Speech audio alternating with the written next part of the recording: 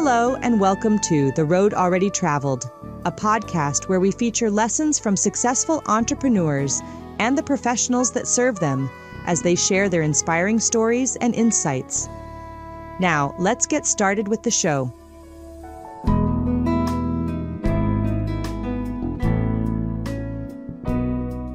Hello, I'm Rich Schutte, your host of The Road Already Traveled, where we share lessons from entrepreneurs, like-minded business owners, and the professionals that serve them, providing valuable insight to those listeners that are on the same journey.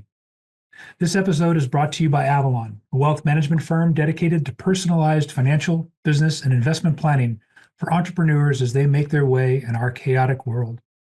Are you ready to take control of your financial future? Well, at Avalan, we believe wealth isn't just about numbers. It's about freedom, security, and living life on your terms. Wherever you are in your entrepreneurial journey, our team of experts is here to guide you every step of the way. No cookie cutter solutions, just smart, personalized strategies designed for your goals. Our unique optimal entrepreneur program and unwavering focus on world-class service. Our relationships are built to last generations, helping clients achieve lifelong goals through a thoughtful, consultative approach. Visit avalanwealth.com today and start building the future you deserve. That's AVALAN wealth.com. Today, I feel really lucky to be able to bring you a special guest, Sia Bani. Sia, welcome. Thank you. Glad to be here. Sia's become a good friend of mine and somebody that I've met along my entrepreneurial journey, specifically around a passion that I have around cars. We've been able to do some really cool things in one of Sia's businesses, including a bunch of track days and a chance to bond that way. And as I've gotten to know Sia, what I've learned about him is that he is genuinely a serial entrepreneur, somebody who exemplifies the idea of what we consider ourselves as entrepreneurs. He's always got his hand in some cookie jar, trying to figure out what's next. I met Sia through his role as president, I believe, and founder of Club Sportiva. Club Sportiva was founded in 2003, and it pioneered the enthusiast car share concept. By 2008, the offering grew into a collective high-performance cars and driving experiences. Today, Club Sportiva is a premier country club and event center for car enthusiasts, serving individuals, groups, and corporate clients. Members have full access to a collection of vehicles and a wide range of programs and services, including managed car services, a variety of inviting clubhouses, and an array of special events and clubhouse rental opportunities. Corporate clients have access to over 18,000 square feet of venue rental, including a ballroom, clubhouse, boardroom, conference room, bar, lounge, and multiple breakout rooms across a 120,000 square foot facility. Let me tell you, that place is impressive to say the very least. And the cars that hang out there are almost as cool as the people that bring them and the members of the club. In addition to that, Sia's got his hands in a bunch of special events venues where he serves as a CEO, which has also been born out of something he's doing as a serial entrepreneur and a partner in Mean Ventures, which is basically bringing together these micro private equity firms, creating hands-on opportunity and long-term investment strategies. There's a whole bunch of other things that are really cool about Sia, going all the way back to the time he spent in school at Berkeley and subsequently after. Sia, anything else in that bio that stands out to me as pretty impressive that you want to add or share? Sure. So along the entrepreneurial route, I discovered something called entrepreneurship through acquisition. So the idea of, rather than starting something and going from 0 to 1, buying an existing cash flowing business and trying to grow it from there. That's what I did with special events last summer. And with that, we also built a micro private equity firm, and we're looking at doing more of those and to roll up several businesses in that event rental industry into one bigger company. Yeah, it's really cool. And I got to tell you, some of the things we've been able to do together and just kind of watching your entrepreneurial spirit has been something really special to me and something that really made me want to reach out and have you guest here on The Road Already Traveled. Do you want to give a quick shout out as to where people might be able to find you? Sure. Yeah. LinkedIn is probably the best form of social for me. I have a private profile there, but for your audience, my email, you can always add me as a connection there with sia@siabani.com, or just shoot me an email directly as well. Awesome. And again, that's Sia, S-I-A, Bani, B-A-N-I. Um, well, awesome. I want to just jump right in and probably learn a few things about you that I don't know, which is even more exciting about this whole deal. So again, I want to just thank you for your time. We'll start a little bit on the personal side, and then we'll kind of jump into your journey in the entrepreneur's world. Um, why don't we start with? I want to just ask you, what do most people not know about you? Like, for example, quirks, strange habits, hobbies outside of the car world. So outside of the car world, yeah, definitely cars were always a hobby. Currently, I love pickleball. So good, close friends know about me, know that I love pickleball nowadays, and kind of focus on that. And been getting my two daughters involved as well. We're doing our first father-daughter tournament next weekend together, so that'll be fun. Beyond that, anything outdoorsy, camping, travel, hiking, just being out and about as much as possible. Love it. What would you consider the craziest thing that you've ever done? So along the car side of things, driving 157 miles per hour on I-5 at night when I was a lot younger, never did that again. And as you know, as we both do, we keep the crazy speeds on the track. So, ever since getting exposed to driving on the racetrack, I cruise on public roads and highways and don't enjoy high speed anymore. But the craziest thing I'd say, that was pretty bad. I actually hit a slight bump and the traction control flashed at that speed. And I realized, this could have been much worse. So yeah, that's probably it. Knowing a lot of the entrepreneurs that I know, I don't know if that story is going to go down as too crazy. I imagine a lot of us have tried something like that. But yeah, 157 losing a little bit of traction's bit. And this is also 20 years ago. So the car, is really pushing that car hard. Yeah, no doubt, nothing like they are today. Where are you from, and what was it like growing up? So I grew up, or was born in Tehran, Iran, but came to the US with my mom initially at about 10 months of age. So pretty much grew up in Los Angeles and then went to Berkeley, as you mentioned earlier, for college, and have been in NorCal the rest of the time. I do see California in general, like altogether, as my home. And I don't either, I don't relate to NorCal or SoCal more than, the other. What was it like growing up with immigrant parents? It was definitely interesting. My parents more or less lived the American dream, came here. They were educated in Iran and they were dentists. And, but when they came here, they didn't have their dental license to practice here. So they had to start out kind of from the ground up and take tests and take further education. And they ended up doing very well over many years. And, I think adjusted pretty well. I was pretty much raised here, and English may not have been my first language. I'm guessing it wasn't, given my parents didn't speak too much English at the time, but adjusted well, and enjoyed growing up in Los Angeles and everything that brought. Berkeley was a shock. Going to, it was the best school I got into, so I defaulted to go in there. But looking back, maybe USC may have been a better fit.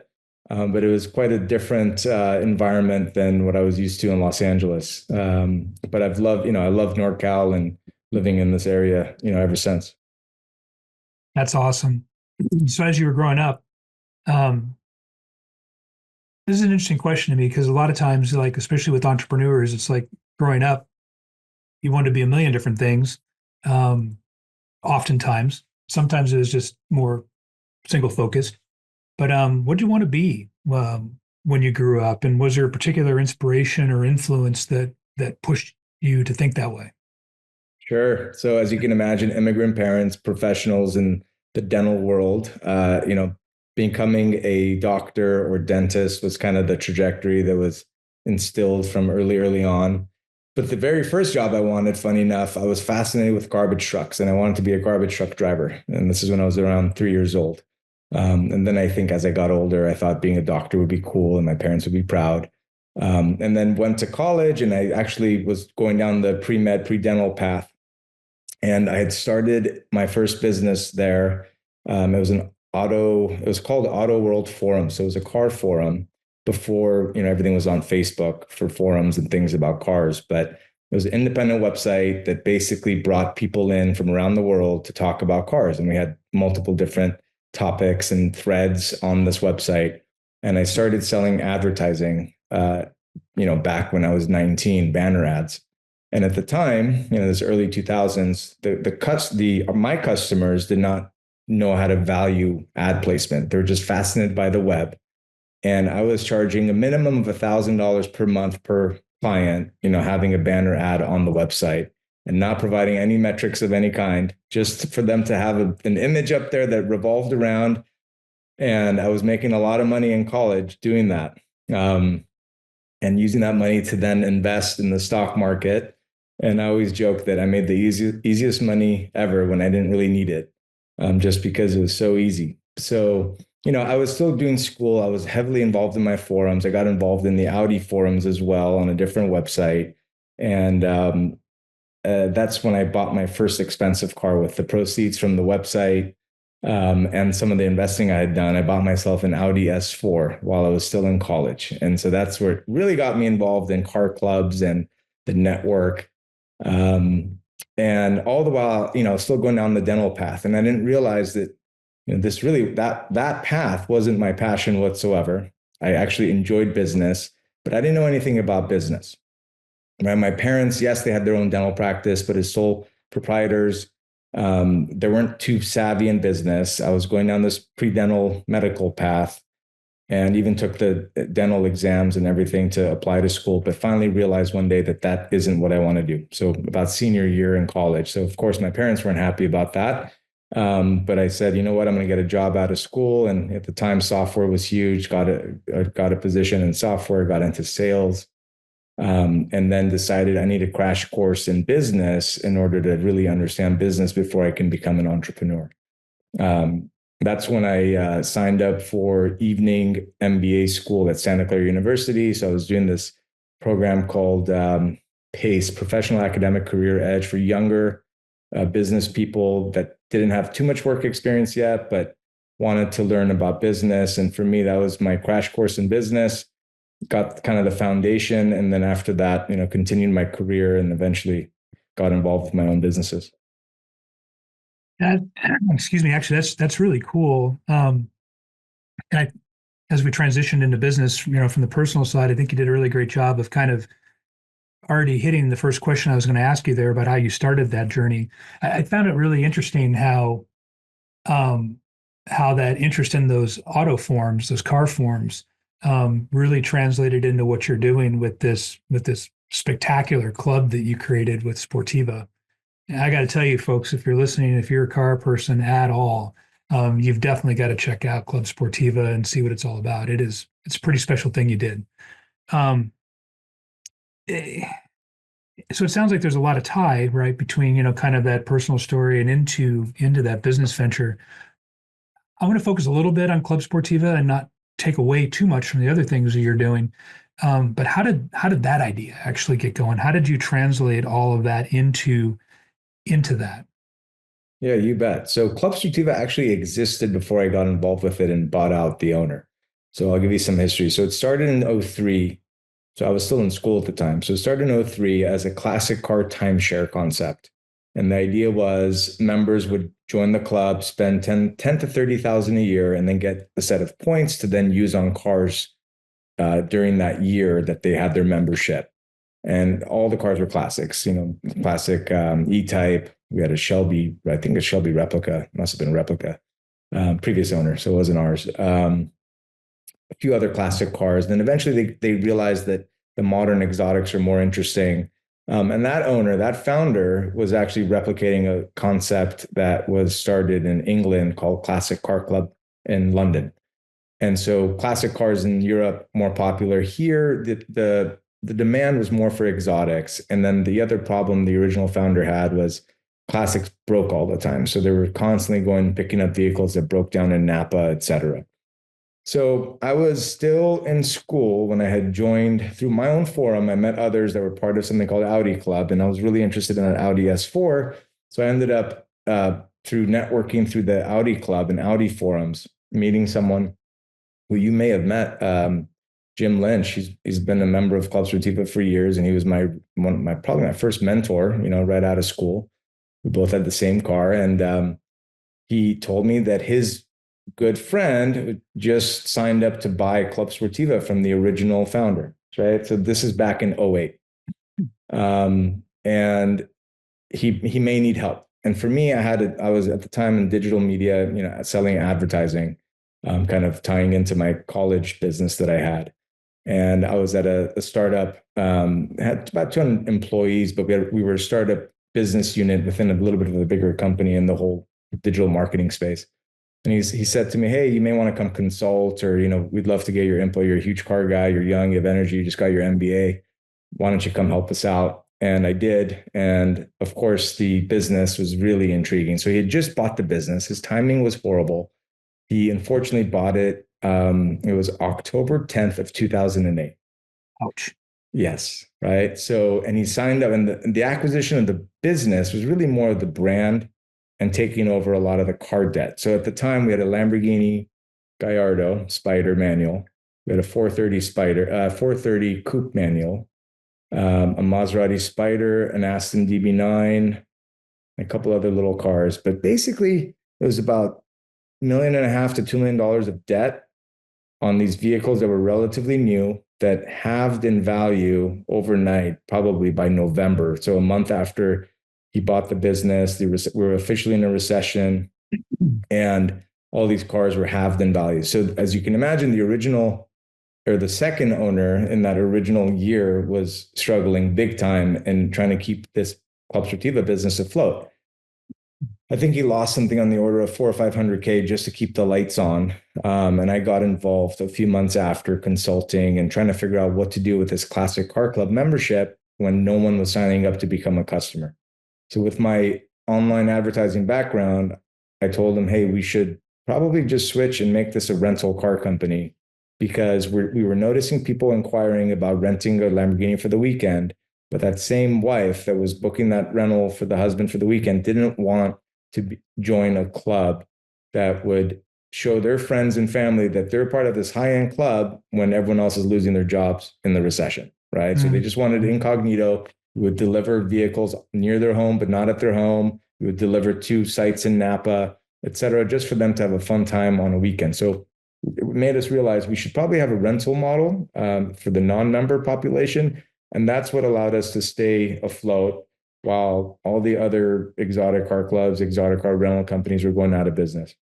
We created, so for me back then was, Google AdWords was the main source of lead gen, and people were, the other companies were dying, and I had an advertising background. So I was able to, invest. I think on average, we invested about $5,000 a month in ads, and it generated about $150,000 a month in revenue for just rentals, which was awesome. Right. And that was very successful.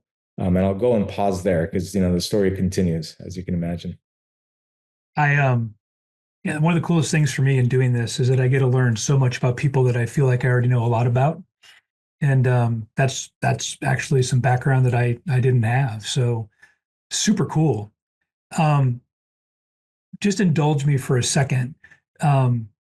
If for no other reason, I want people to be aware of what this thing is because I love it so much. But what kind of cars have you got sitting in there now that are available to members as well as members that park some of their own stuff? You got some pretty neat things in that space.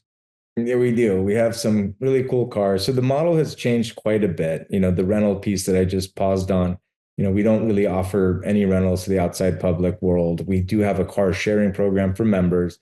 So we do have a fleet of vehicles that members share with each other under our management.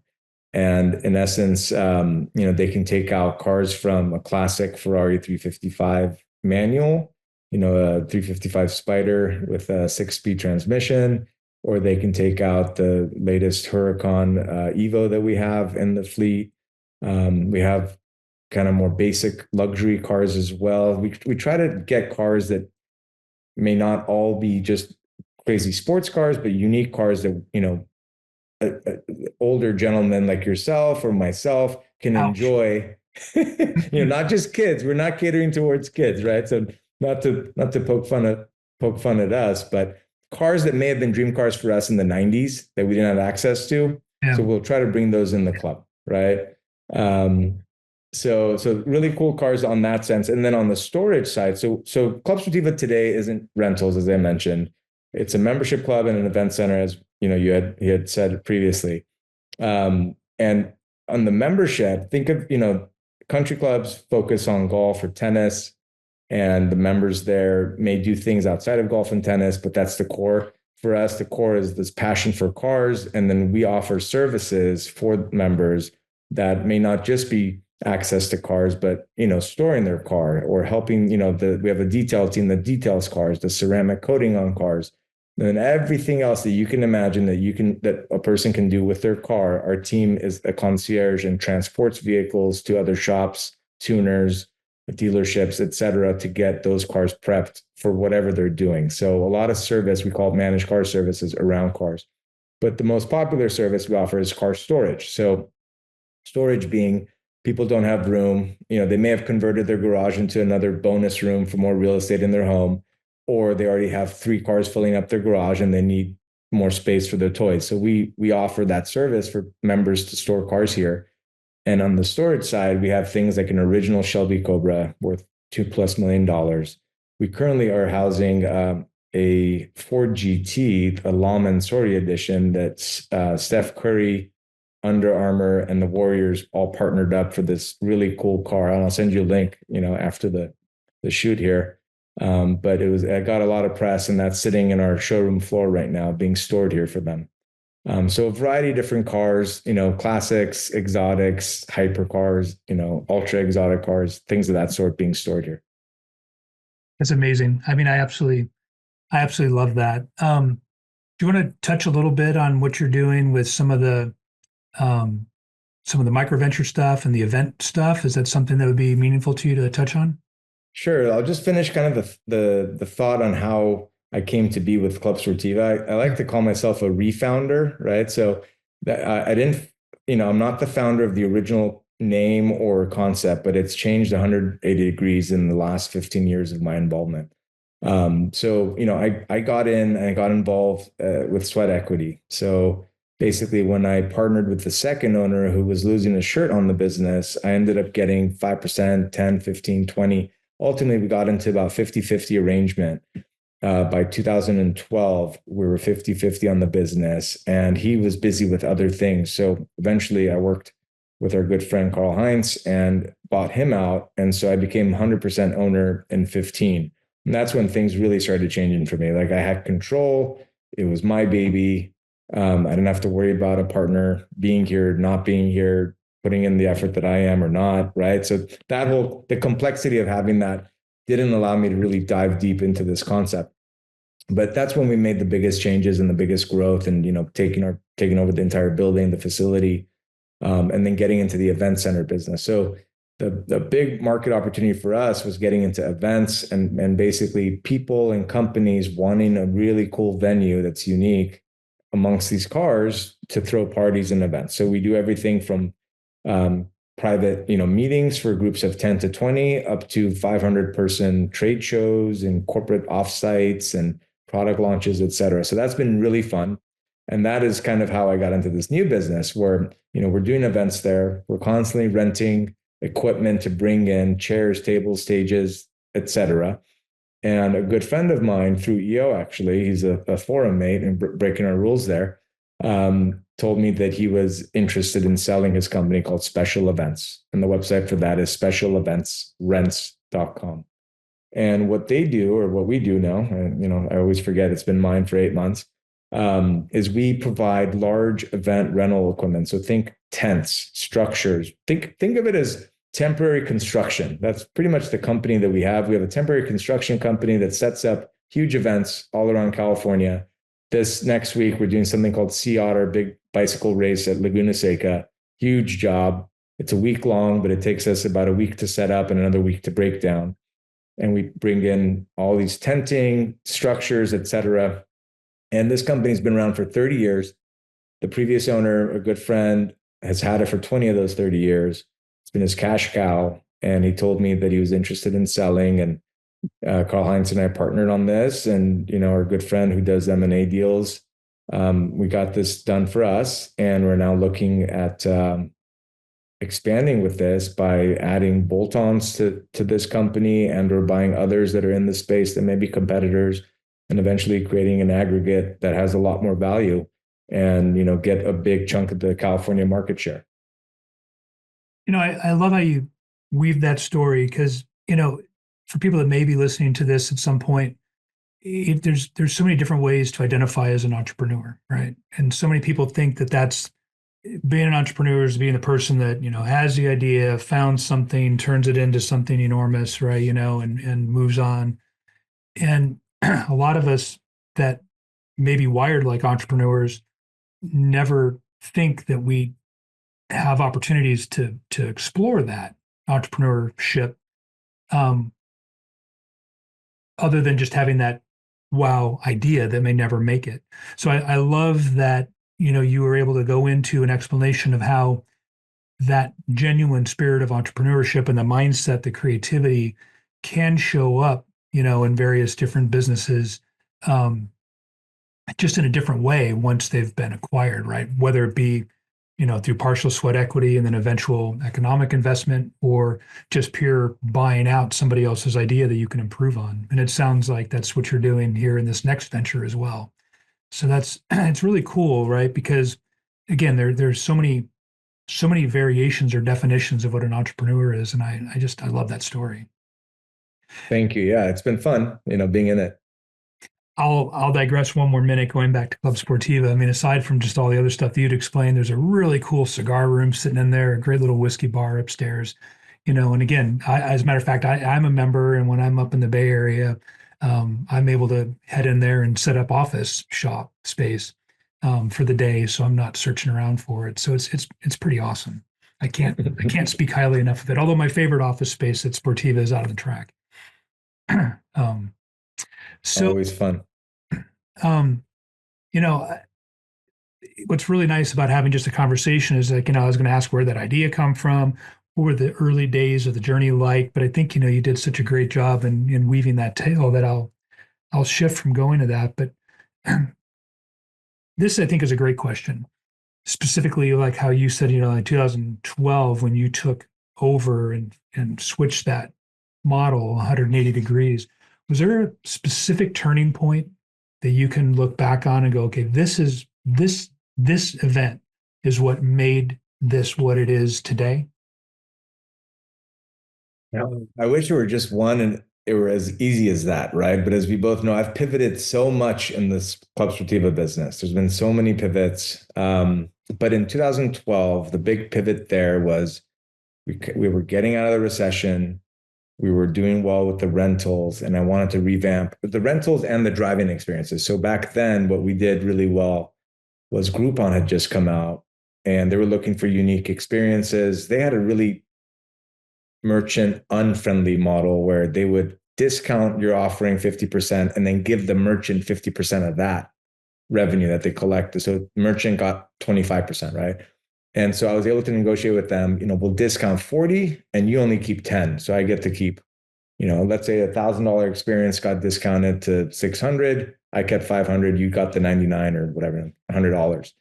And we use that opportunity to launch and get us awareness and actually through the country. I mean, I had people from around the country saying Groupon is promoting this in New York.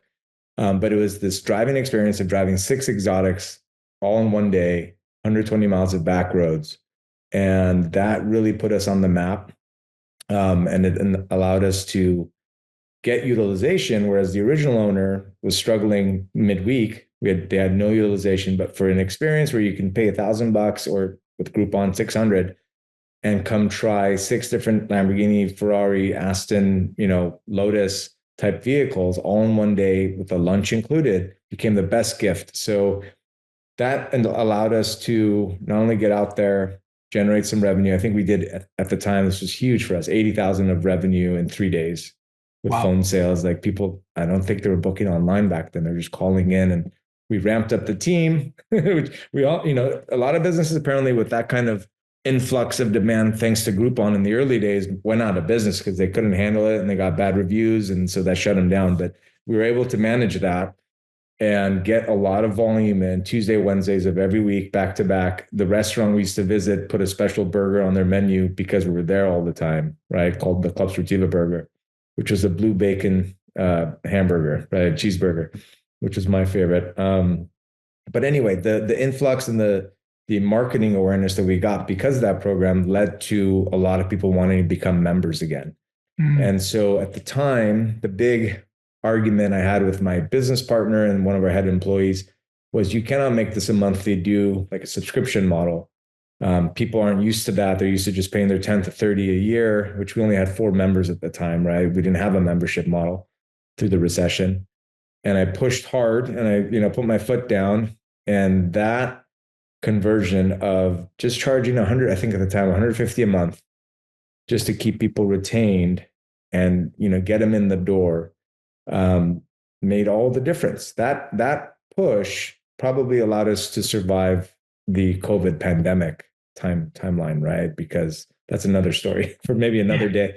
Yeah. But not having that if we didn't have that recurring revenue with all the members, we would have been out of business in the pandemic for sure. It's a great story. Are you anticipating a bunch of pivots to come with what you're now going to be doing with this event business? So I have some fun stuff on the Sportiva side for how we won't pivot, but expand on what we currently have with development. So my next meeting today is actually with a big developer to talk about picking up our whole building and doing in other locations, and doing the commercial car condo concept, right? Which we didn't initially get involved with. I own quite a few commercial car condos in our building, but we want to do the development of that, plus the club, plus the event center. So that won't necessarily be a pivot, but just replicating what currently exists. On the special event side of things, no pivot required yet. It's just about systemizing it, bringing the technology from, let's say, 2010 levels up to 2020, not even 2025. Like if I get it up to 2015, I've kicked butt, and 2020 would be amazing, right? So just optimizing things. That's all I've been doing for the last 7-8 months, is reducing waste, optimizing things. Quick high-level examples of the broken things that we fixed. They weren't getting signed contracts for customers because we were sending PDFs and the customer would never print, sign, and send back. So just getting DocuSign going, right? We didn't have a good online payment solution. So people were just paying COD. I didn't even know what COD meant until I bought this business. COD via the clipboards coming back from the customer side with checks on there, right? So now we're getting deposits months in advance for upcoming events, 50% deposit up front, and then the remainder 2 weeks prior to the event. So a negative cash cycle, right, on that, instead of getting paid afterwards.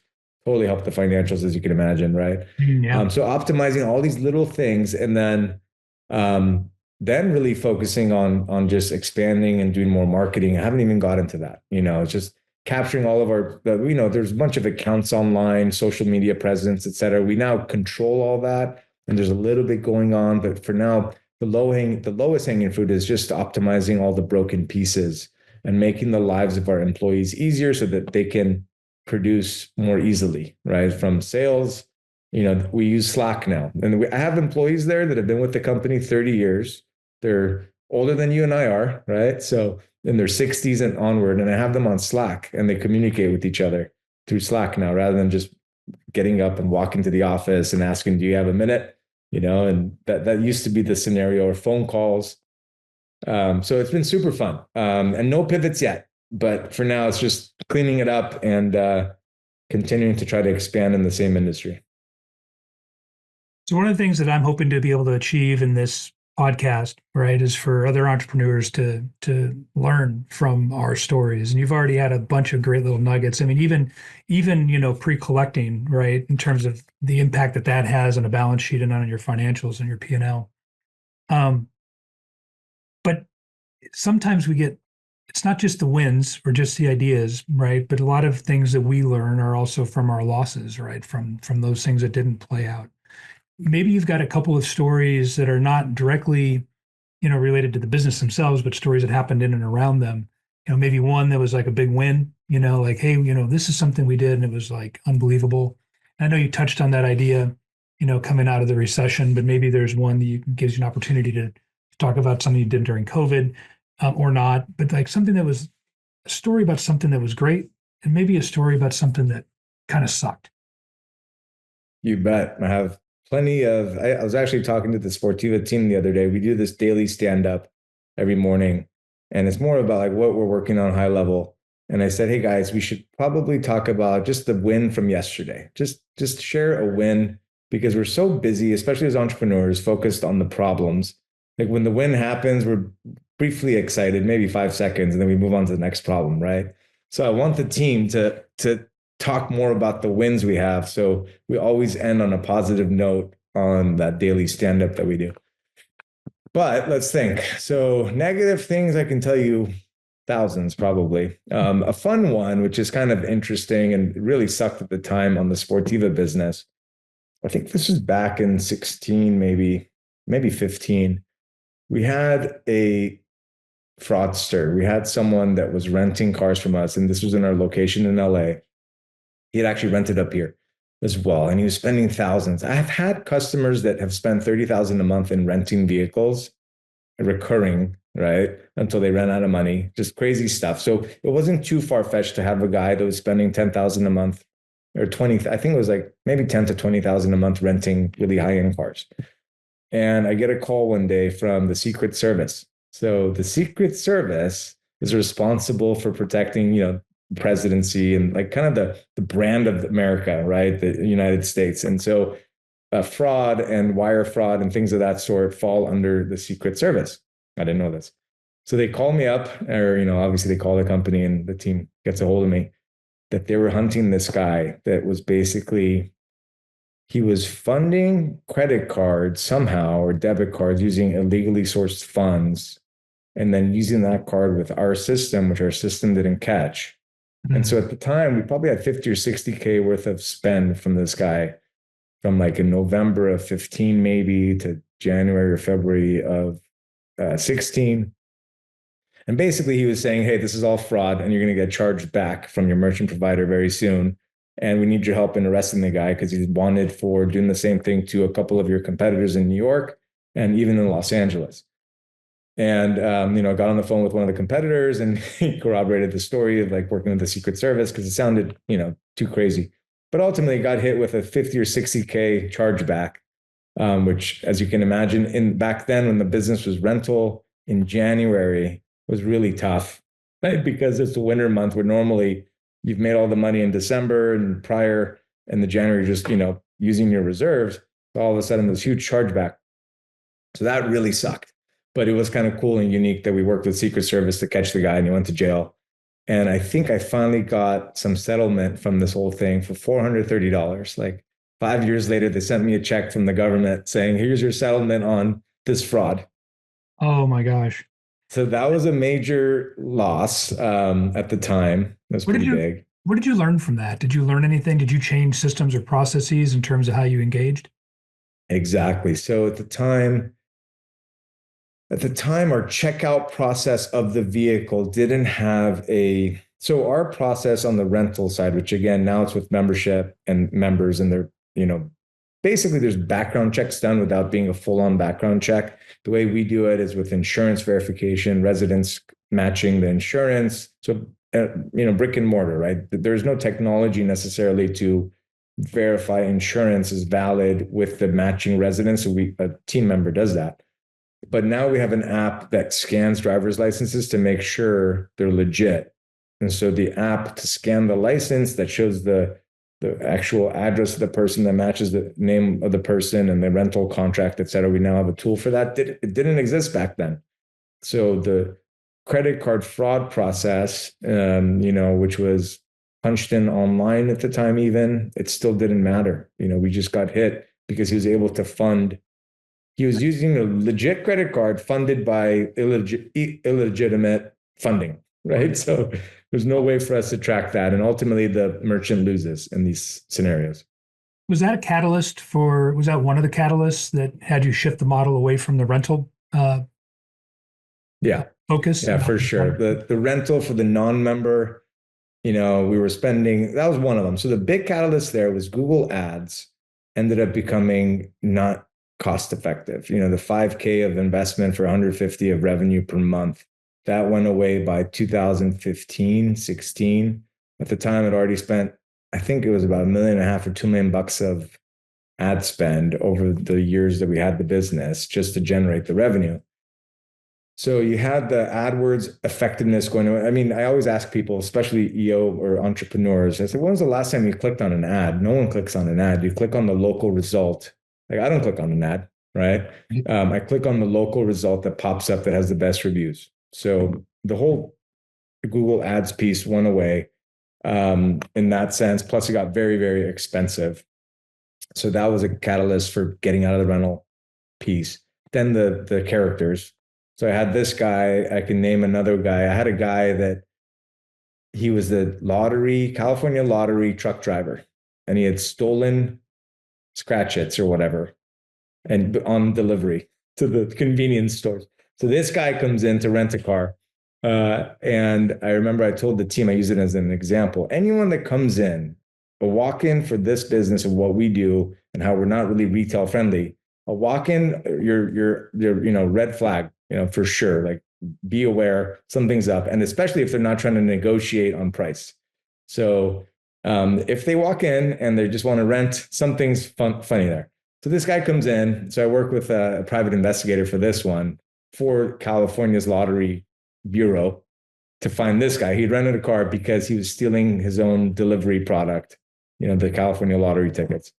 So yeah, that is another example. That's why I said I have 1,000 of these stories. But yes, the non-member piece, we have private jet type owning, members or that come in and or non-members that rent from us occasionally. They just want the white glove service and we deliver cars. So we still have a little bit of that, that they're just not going to be members because they're not local. And our prices are expensive on the non-member side of things. So we do have some cars still online, but we're not at all expecting any rental revenue, but it's more of a lead gen for membership for people to get access to the cars and club. And no one's searching for a membership club to hang out with like-minded individuals around cars. They're searching for Lamborghini rental. And then they see, oh, this is a club. This could be really cool. I'm a car guy. I may want to do this more than just once. And I want to be around people that are like me. And so that's when they apply to the club. Super cool.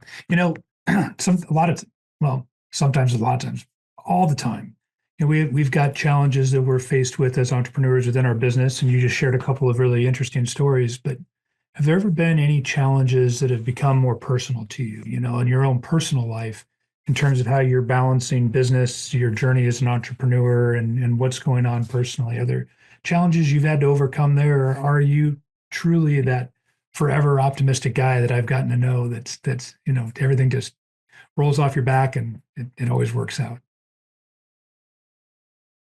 Yes, is the simple answer, for sure. We just celebrated a friend, and you may know him. He's a Sportiva member, YPO member as well. He exited his company. So we're at a celebratory dinner with some close friends. And his wife actually brought up, or someone was asking about how the journey was being an entrepreneur. And his wife mentioned, or maybe called out my wife saying, yeah, Sia Bani, that's my wife. How do you deal with Sia's social club and being away and, nights and weekends and track days? And so she was calling out my wife on how she handles the fact that I'm at track days and what's seemingly a lot of fun, right? So I've made this business to be something that I personally do enjoy. Otherwise I wouldn't do it. So it's a lot of fun, but it does take away from the family. And when the kids are smaller, way harder, right? Yeah. On the wife, on a relationship, on the kids, being away, and what seemingly seems like you're just having drinks with friends at the track or the night before the track. That is just a hard sell in terms of it being work. And so that was challenging. So I think I enjoy having, the fun. This to me, and I point here because I'm sitting at Sportiva now, is, when I'm here now, it's like dessert. I love being here. I love the fact that we have an awesome team, we have awesome facilities. This afternoon is Friday. We're going to have organic happy hour with people coming and having cigars. I just love being here now. It's super enjoyable. but only because I have the other company now too that is kind of the main focus. That's not sexy, Right. and that's, you know, a bigger business that I'm planning on making really big. That's interesting, right? Because I don't think that there'd be a single.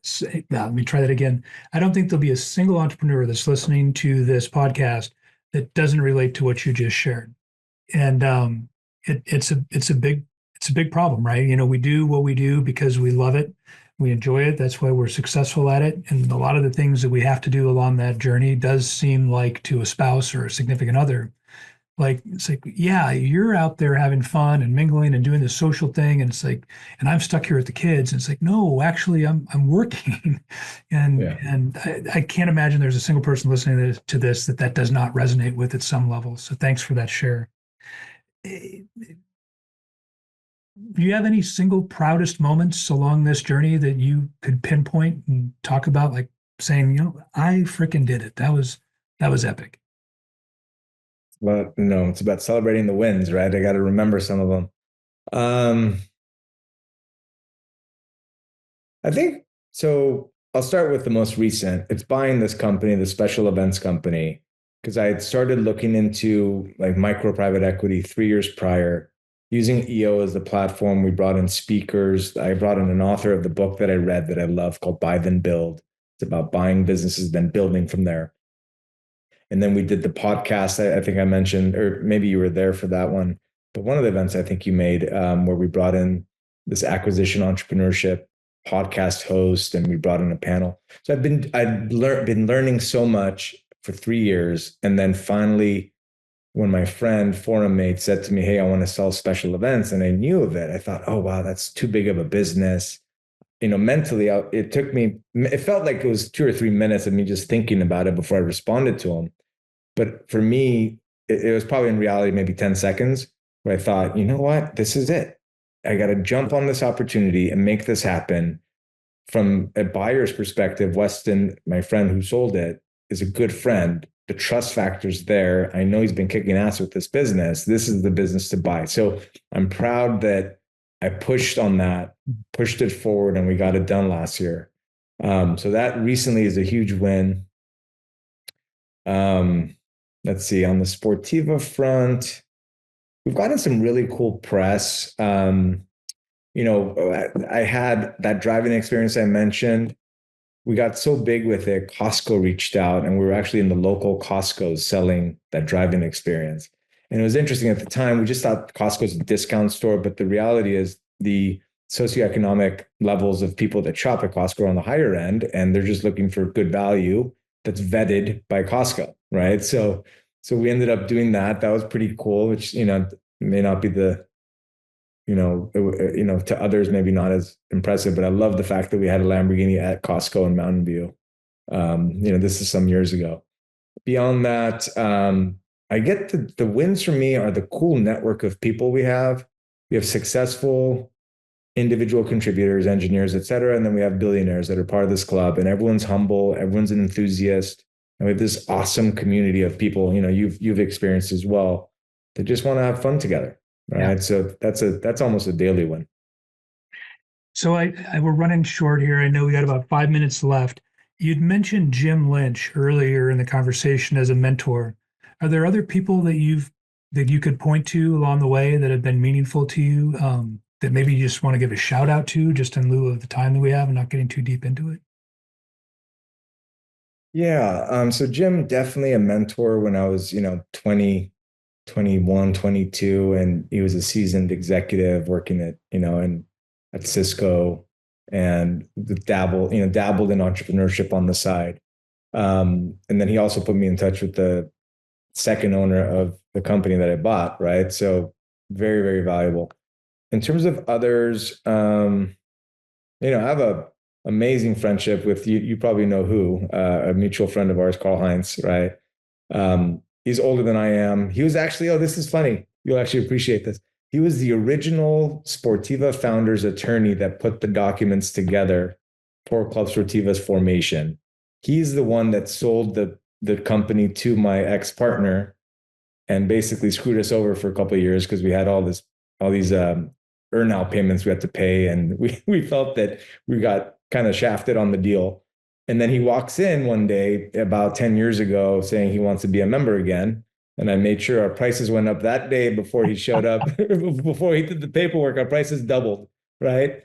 But he's become a really good friend of mine. And he's been, as an attorney, even though he does M&A corporate law, as an attorney, super valuable in the history of Club Sportiva, dealing with all these fraudsters and people wrecking cars because they did donuts and hit a median, and we had to go after them to collect on them. And then eventually us finally realizing we should partner and do this micro private equity play together. So I would give a big shout out to Carl Heinz, one of my best friends and also business advisor and now business partner.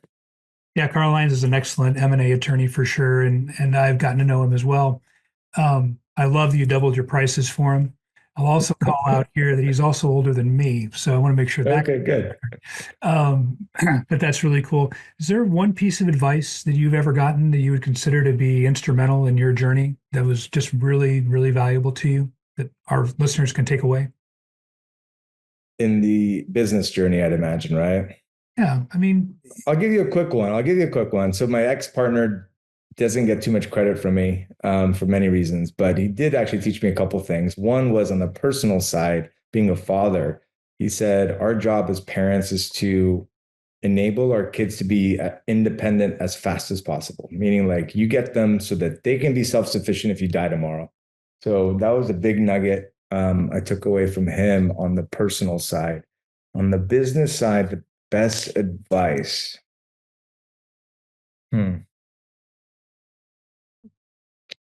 I can't think of right now anything in specific. I've had some, really key players that I've met and engaged with, but business advice. Yeah, I can't think of anything right now off the top of my head. There's so much out there, right, that we've all read. And I'm just trying to think of the one nugget. I don't have one nugget, right, to share from any singular person, but well, I think that personal one was pretty remarkable. So I think our listeners are lucky to be able to take that away for sure. Last thing I'm going to ask you, but before I do, again, I just want to make sure that everyone knows we've been talking to Sia Bani. We talked about all sorts of really cool things that he's done. You can find him at siabani.com or check out his LinkedIn or check out Club Sportiva or otherwise. If you need event rentals, check that out as well. But like I said, I want to make sure we're pointing this back to you. The last question I'm going to ask you, when it's all said and done, right? When you've either exited all your businesses or maybe even taken, right before you take your last breath, what do you most want to be remembered?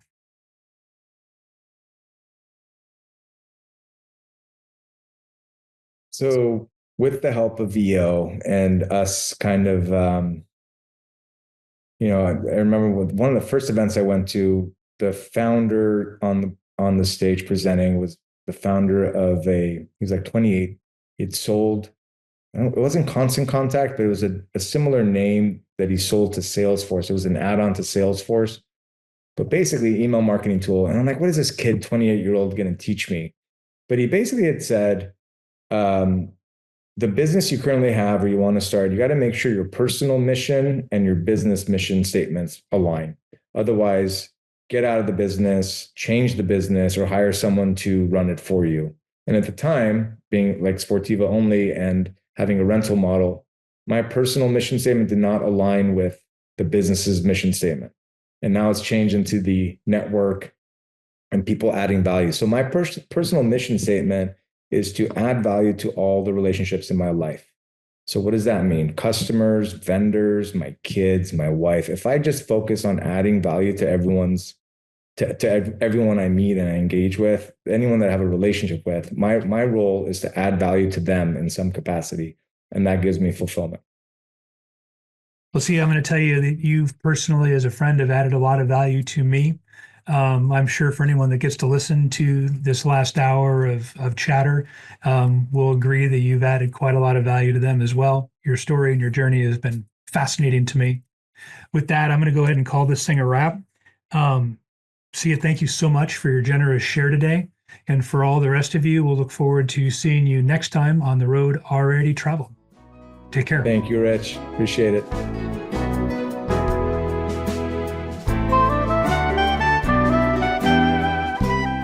As always, thanks for joining us on the Road Already Traveled podcast. We're grateful you've joined our community and look forward to seeing you again for our next installment, so be sure to click subscribe so you won't miss a thing.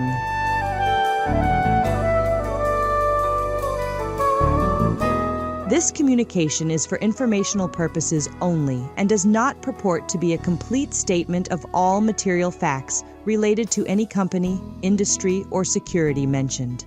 This material is limited to the dissemination of general information pertaining to its diversified services. The opinions expressed reflect our judgment now and are subject to change without notice and may or may not be updated. The information provided, while not guaranteed as to accuracy or completeness, has been obtained from sources believed to be reliable. Financial planning, advisory, and/or consulting services offered through Avalan LLC, a registered investment advisor. Prospects or clients who take advantage of any free consultations or services are under no obligation to hire Avalan LLC as their investment advisor. Listeners who are not market professionals or institutional clients of Avalan LLC should seek the advice of their financial advisor before making any investment decisions based on this communication. Additional information on any securities mentioned is available on request.